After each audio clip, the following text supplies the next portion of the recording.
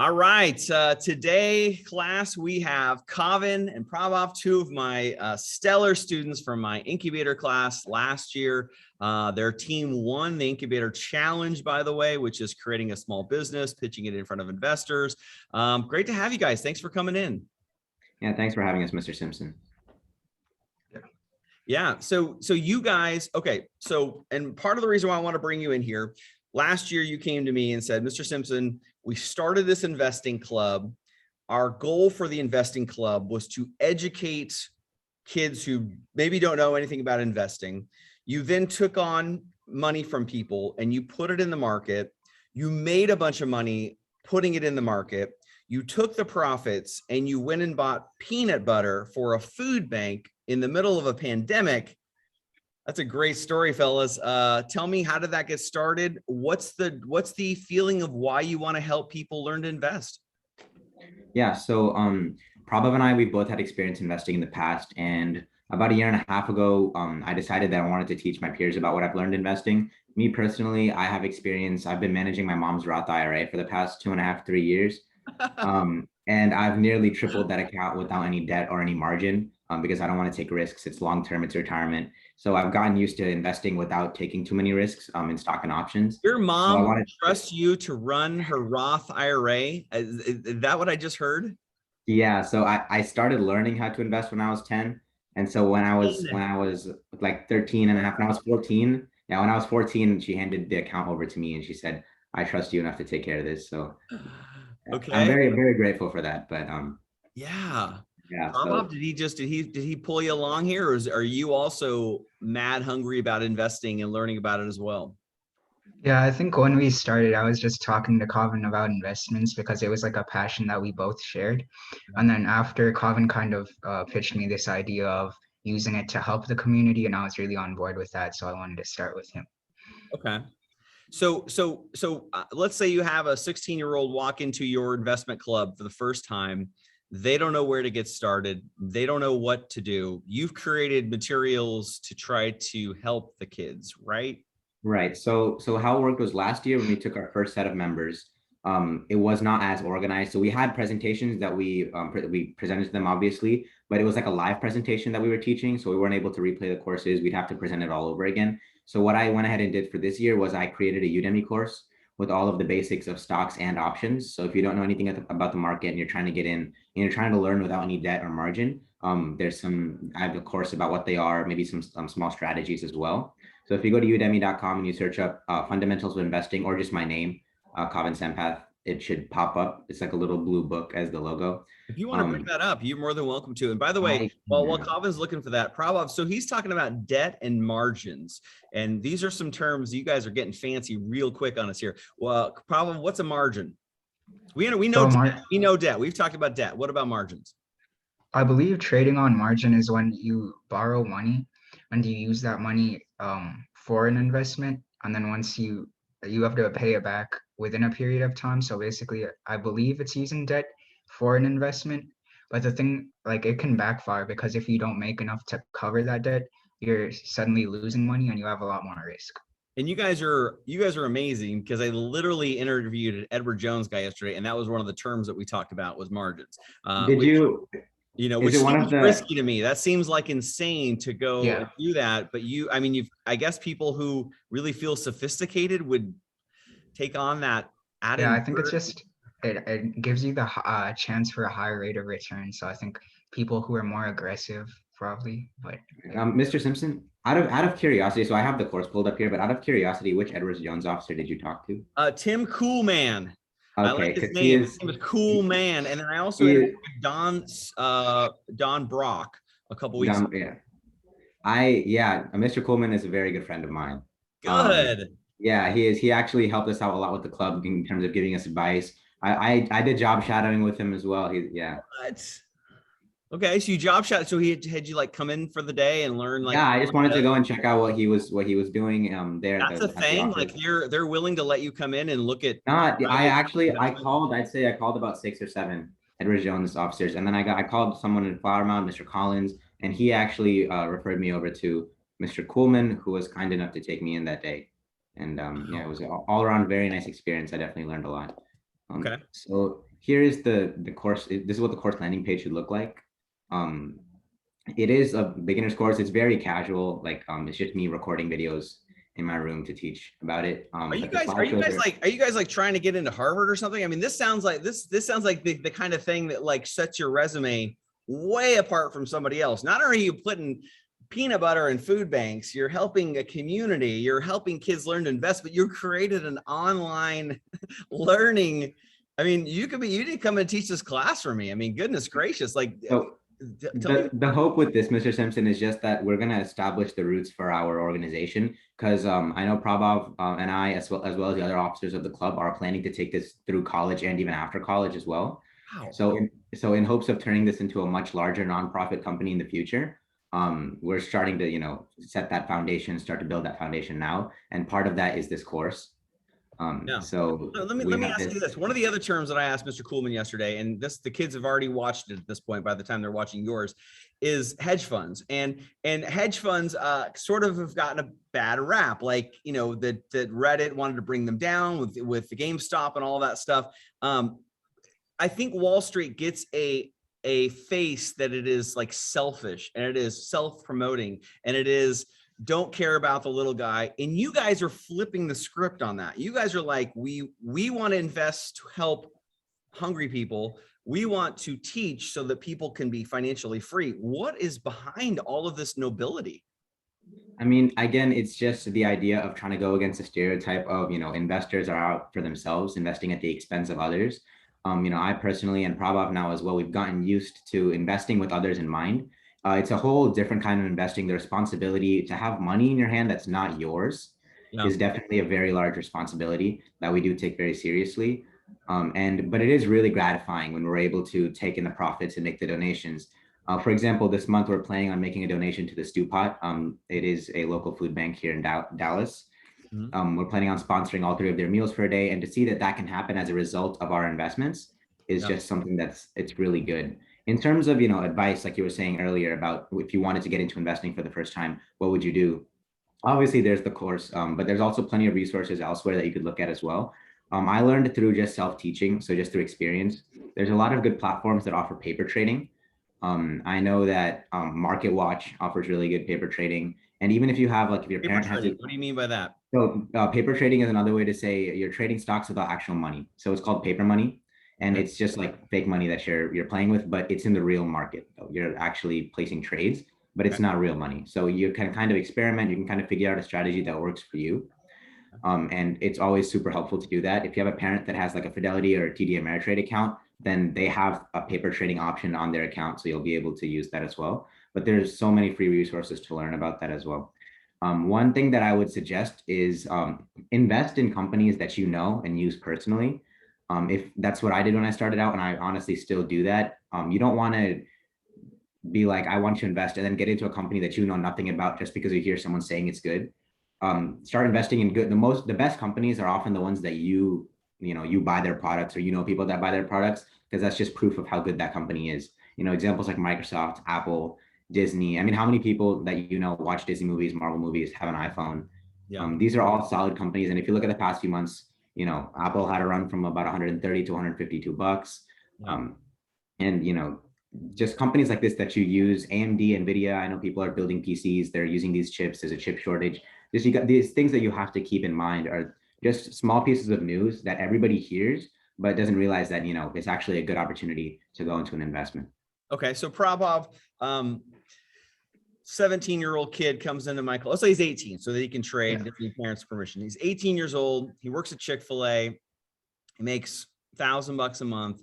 He says he wants to set $100 aside every month in some sort of investment. What are you telling him to put that money into? I mean, the really safe bet to go with is just an index fund. And I know it's really easy to recommend because chances are you're going to make money, and you're going to make money stable and consistently. I know there are a lot of opportunities these days with crypto and a lot of like penny stocks where it seems like you can make really big money with a small amount of capital. But I'd say stick with big companies, as Kavin said, companies that you use and companies that you see other people use. But if you aren't interested in that, or you're not interested in actively managing your money, I'd say putting it in an index fund, a low cost index fund would be the best bet. So is there one in particular that you like? Is there one out there that you would recommend? Uh, And not that uh, you're Series 7 and you can't make financial advice for sure, but you just, yeah. I mean, like I can tell you the index funds that I put my money into every single month, and I'm curious to know because I might want to take you up on whatever you're telling these kids. Popular market ETF, I believe, is SPY, which Yeah, tracks the S&P 500. yeah. And I like to go inverse on the market, which means kind of like a position that if the market drops, you're kind of secure. I guess that's kind of hedging. But the one I use that's against the market, so it's the opposite of market performance, is SQQQ. So if the market crashes, you'd make money off of that. SQ, QQ. SQQQ. So 3 Qs. Yeah. So if the market goes up, you Yeah. make money with SPY. If the Yeah. market goes down, you make it with SQQQ. Yeah. Is SQQQ a short position then, or how does it make money with the market going down? Explain that. The market going down. I'm not sure. I believe it's inversed. What does that mean? Honestly, there is a little more research I could do on it, It but seems it's like, basically by the way, it seems like in investing, every time I talk to somebody who's a professional in this world, which you all know, my background is a small business. My background is a little crypto, little stocks, a little index funds. My wife's got a 401k. We own real estate. You know, those are my background. So every time I seem to talk to somebody in investing or in securities, I turn over a rock and learn like some sort of new crazy investing thing there. Prabhav, do you feel like you're at a point where, you know what, you're not really turning it over any new rocks, or do you feel like you're learning all the time, even with as much as you already know? Oh no, I definitely feel like I'm learning all the time. There's still so many mistakes that I make, and I feel like from the mistakes that I make and from the money that I lose, there's always a lesson that I learned. So yeah, definitely. There's always more to learn in investing. So Kavin, and I say this with all due respect, sir, but my 10-year-old, actually my 9-year-old, he wants the show, the MLB show for PS4. That's what he wants to know. That's what he wants right now. He asked me a little bit about stocks. He asked me a little bit about, you know, that kind of stuff. But what makes a 10-year-old, how does it possess you to be so inquisitive about financial literacy at the age of 10? It was actually just about proving my dad wrong. I heard him talking to, Always a yeah, good motive. Always a good motive. he was talking to my uncles about investments, and I just asked him, I was so curious. I was like, what are you talking about? And he said, it's an adult thing. Don't worry about it. Oh, And so then I worried about it. And so I kept bugging him about it until finally he told me about it. And honestly, it was a trust of my dad that, you know, he opened my first account for me. And actually, I mean, there's an app called Stockpile. okay. And even for your 10-year-old, like I'm just saying for children that are younger than, like, you know, their middle school age or younger, Stockpile is a really good app. They don't offer like active trading. So like you can't place a trade and have it be executed within like 2 minutes. Yeah. What it does is you place a trade and it's executed by the end of the day. And so it's kind of a slower approach to investing, but it's for if you have a smaller account for like kids, you can buy partial shares. So you can buy like a half of a stock or even like 0.01 of a stock. I remember having 0.0001 of Amazon at one point when I had that account. So it's a really good tool. You know, if they have like $100 lying around, it's a fun way to gain experience. So Stockpile is definitely an app that I recommend for that. So is And it on kind the of like question, kind of like a Robin Hood light? Is that? kind of, yeah, it is. It is. Except it's very, very user friendly, very like kid friendly. So it's very simple though. You won't get all the features that you get in any other brokerage by far. But yeah, like you won't get, for example, 3 times leverage ETFs. That's something that Prabhav and I were discussing the other day that actually pertains to your previous 3 times question. leverage. You're going you're going right So on. I mean, I know ETFs. Like I get ETFs. We've talked about that. We're going to talk about that actually next month quite a bit, where you have a whole bunch of stocks within one industry as a part of an ETF that could be traded daily. Like for instance, the one I own currently is Jets, JETS, and it has got 25 airlines. So if American goes out of business and United goes up, it's kind of levels itself out and it kind of just tracks the whole industry. 3 leverage. What'd you say? So it sounds complicated, but what it really is It does sound complicated. What it is really simple. And what it is that there's examples. For example, There's a finance one, which is FAS. There's a semiconductor one, which is SOXL. Now, I personally hold both of these in my own account. I love them. SOXL. Yeah, Soxel, SOXL. So that's the semiconductor one. And there's plenty of these. And if you look it up, basically what they do is like it's like a regular ETF. And it's safe in terms of it has a diversification of stocks, but it is a more aggressive type of ETF because they use debt to leverage the ETF to the point where if a regular ETF would have gone up maybe $2, this will go up $6. So it's leveraged to the point where returns, positive or negative, are 3 times. Is that part of what we were talking with Prabhav before though about margins? I mean, is that what this ETF is doing? Is using it's not actually, it won't take up margin. So margin in your account is basically when you borrow money from your broker. So if I have an account on E-Trade and I have maybe $2,000 in my account and I apply for margin, maybe I'll get $2,000. They'll be like, you'll be able to borrow $2,000 from us at a certain interest rate.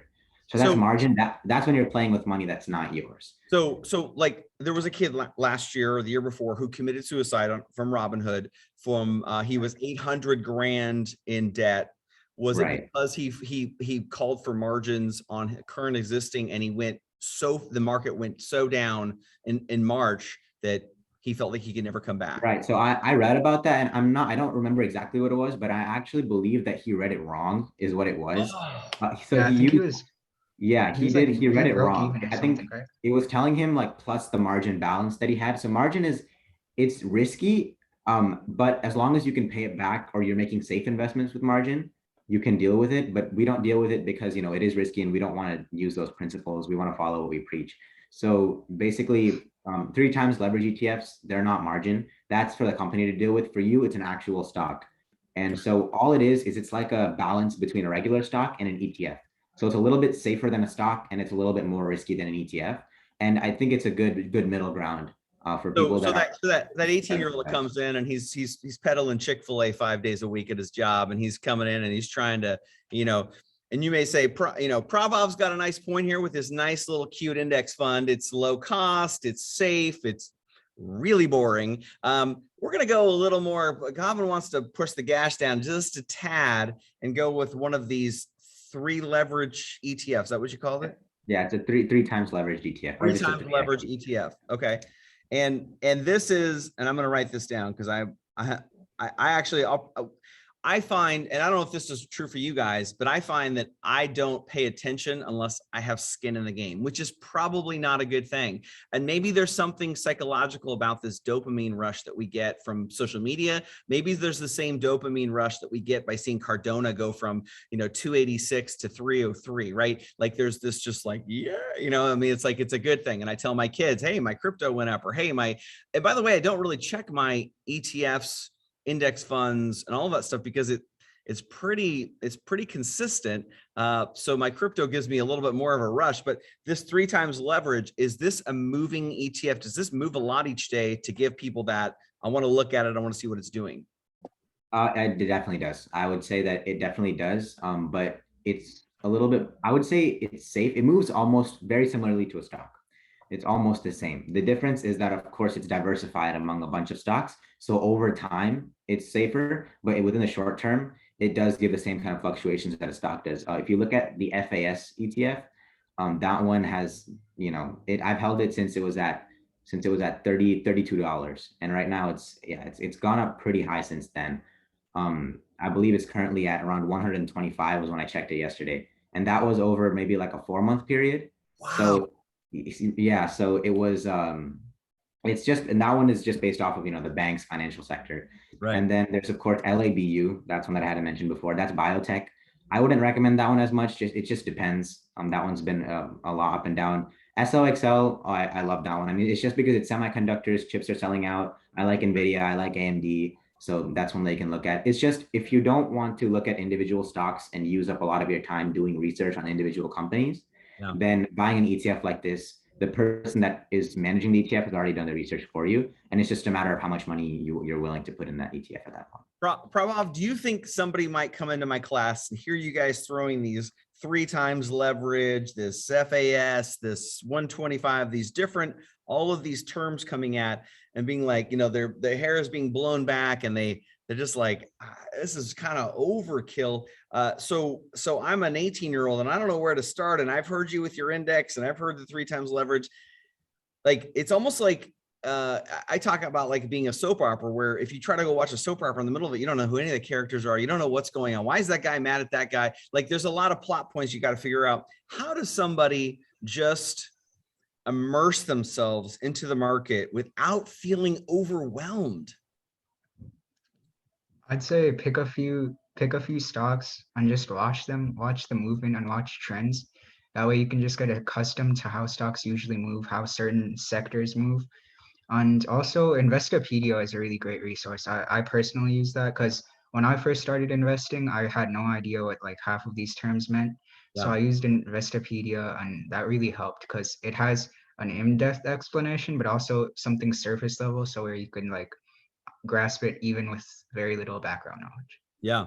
So Kavin, if one of these kids comes and says, I hear you saying the 3 times leverage, I hear Prabhav with his index funds. Kavin, what do you think of mutual funds? What is your response? Mutual funds are interesting. They're a lot more complicated than stocks in the form of, I mean, some of them have fees that you have to put in. Some of them have a limit, like you have to put in a minimum of this amount of money into it.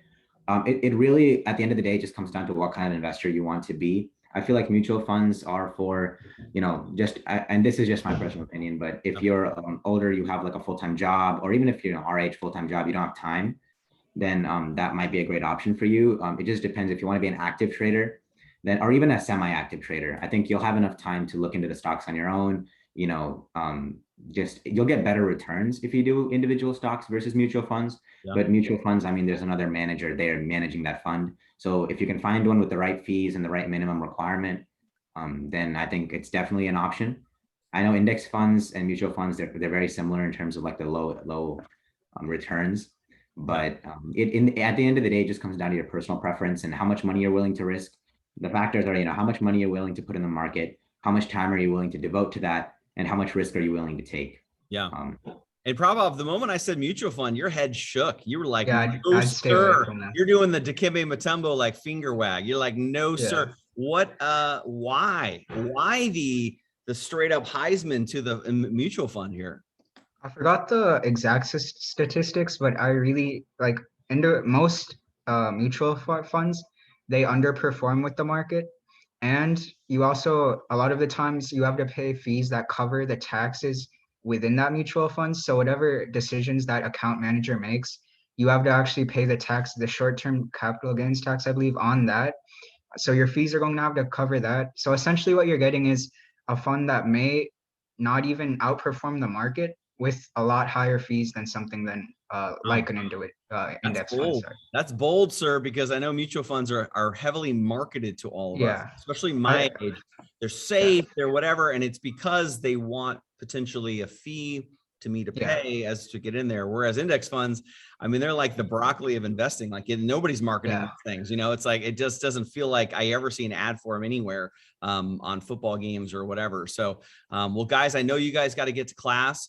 Man, you guys are amazing. Like I remember last year when you told me what you were doing, I was like, I went home and told people at some of the sporting events, I'm like, I got these guys, you wouldn't believe what they're doing. Like, and they're, the pictures of you guys, the stack of peanut butter for the food bank, which is such a non-perishable item that they can use, and it's protein and it's healthy and all these kinds of things. Man, just keep doing what you're doing, man. And, I might check back in with you guys in a couple months with some more targeted questions. And I'd love to see some of the stuff you're working on for those kids. And I'd love for my class to be a recruiting tool to potentially get kids in. I think it's one of those things where when you're around people when you rub shoulders with people who are doing the right thing and who are investing, it only will make you inspired to do it more and get more involved. So I appreciate you guys. Yeah, thank you so much for having us. It was really, really fun to talk about this, actually. And thank you for the time. Thank you so much for the opportunity and for helping us promote our club, Mr. Simpson. Yeah, absolutely. You guys have a great day. I'll talk to you later. Thanks. Thank you. Yeah. You too.